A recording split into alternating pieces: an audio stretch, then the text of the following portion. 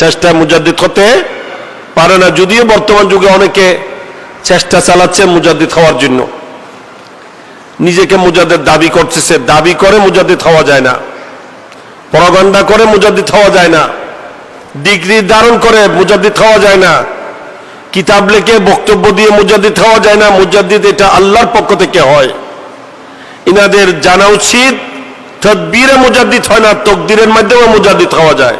সুবহানাল্লাহ।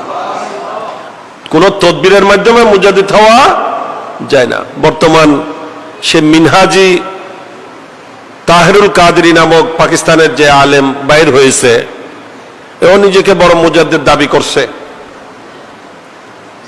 যাকে আমার হুজুর সৈয়দি সনদি মুর্শিদি আল্লামা আখতার রাজা আজহারি তাজুশরী আলাইহির রহমান রিদওয়ান, যাকে জাহেরুল ফাদরি বলতেন,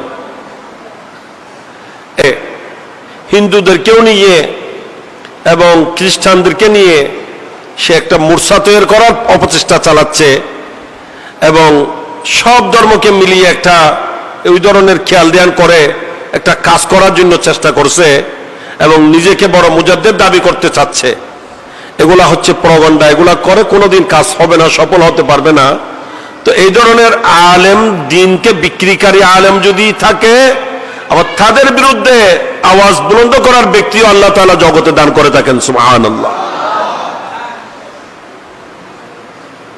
আল্লাহ পাক এই ধরনের যুগে যুগে যতই ষড়যন্ত্র ইসলামের বিরুদ্ধে হয়েছে বা বর্তমানে হচ্ছে, এই সমস্ত ষড়যন্ত্র থেকে আল্লাহ তাআলা দয়া করে যেন আমাদের সকলের ঈমানকে হেফাজত করেন।